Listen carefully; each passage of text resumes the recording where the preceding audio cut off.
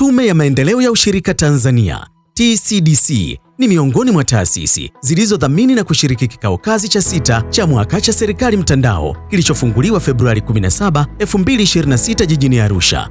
Katika kikao hicho, mrajisi wa vyama vya ushirika na mtendaji mkuu wa TCDC, Dr. Benson Ndiege, alitoa maelezo mafupi kuhusu matumizi ya mifumo ya TEHAMA katika sekta ya ushirika, hususan mfumo wa kidijitali wa usimamizi wa vyama vya ushirika, yani MOVE.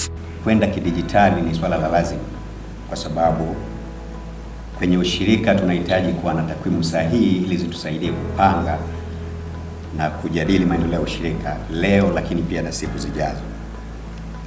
Lakini pia kama ambavyo tunajua historia ya ushirika nchini, kumekuwepo na changamoto nyingi za ubadhilifu na upotevu wa mali za ushirika. Namna pekee ya kuweza kudhibiti ni kuwa katika mfumo wa kidijitali ili kuweza kusimamia mambo ya ushirika vizuri.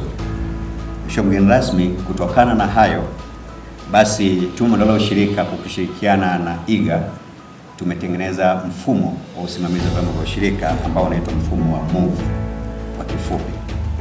Na mpaka sasa vyama vya ushirika 6466 vimesajiliwa kwenye mfumo na pia vinatumia mfumo wa MOVE katika shughuli zake za kila siku. Tunaendelea na zoezi la kusajili wakulima wote na wanaushirika wote. Na mheshimiwa mgeni rasmi, tunaposema ushirika, wengi wako kwenye kilimo zaidi ya 60%, lakini wanafuatiwa na vyama vya kifedha, na inawezekana wengi tulioko hapa ni wanachama wa vyama vya ushirika kupitia vyama vya akiba na mikopo SACCOS. Lakini pia tuna vyama vya ushirika kwenye maeneo mengine kama ya mifugo, uvuvi, nyumba, asali na maeneo kama hayo. Mheshimiwa mgeni rasmi, kutokana na maendeleo haya ambayo tumeyafanya kwenye sekta hiyo ya kwenye TEHAMA kwenye vyama vya ushirika, ninalo jambo kubwa ambalo nataka kulisema hapa kwamba mahitaji haya baada ya kuanza kutumia mfumo wa MOVE, kumeonekana kuna mahitaji mengi sana ya TEHAMA kwenye vyama vya ushirika, kwa sababu mfumo wetu wa MOVE ni mfumo mama, lakini vyama vile vya ushirika 6 vinahitaji kuwa na mifumo midogo midogo ambayo inaweza kusaidia kufanya kazi. Sasa natumia nafasi hii kualika wadau wa TEHAMA kuweza kushiriki pamoja na vyama vya ushirika kuchukua nafasi hizo, kwa sababu tunahitaji vifaa vya TEHAMA, tunahitaji washauri wa TEHAMA, lakini pia tunahitaji mifumo mipya ambayo inaweza kusaidia kufanya vizuri zaidi.